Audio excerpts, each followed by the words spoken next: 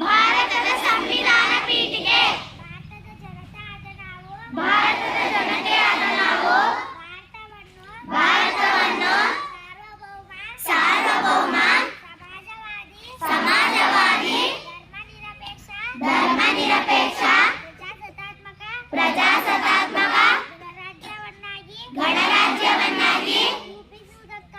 ರೂಪಿಸುವುದಕ್ಕಾಗಿ ಭಾರತದ ಎಲ್ಲಾ ಪ್ರಜೆಗಳಿಗೆ ಸಾಮಾಜಿಕ ಆರ್ಥಿಕ ಮತ್ತು ರಾಜಕೀಯ ನ್ಯಾಯವನ್ನು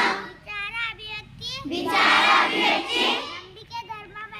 ನಂಬಿಕೆ ಧರ್ಮ ಮತ್ತು ಉಪಾಸನೆಯ ಸ್ವಾತಂತ್ರ್ಯವನ್ನು ಸ್ಥಾನಮಾನ ಮತ್ತು ಅವಕಾಶಗಳ ಸಮಾನತೆಯನ್ನು ದೊರೆಯುವಂತೆ ಮಾಡುವುದಕ್ಕಾಗಿ ವ್ಯಕ್ತಿ ಗೌರವ ದೇಶದ ಏಕತೆ ಮತ್ತು ಸಮಗ್ರತೆಗಾಗಿ ಎಲ್ಲರಲ್ಲಿ ಭ್ರಾತೃತ್ವ ಭಾವನೆಯನ್ನು ಮೂಡಿಸುವುದಕ್ಕಾಗಿ ದೃಢ ಸಂಕಲ್ಪ ಮಾಡಿ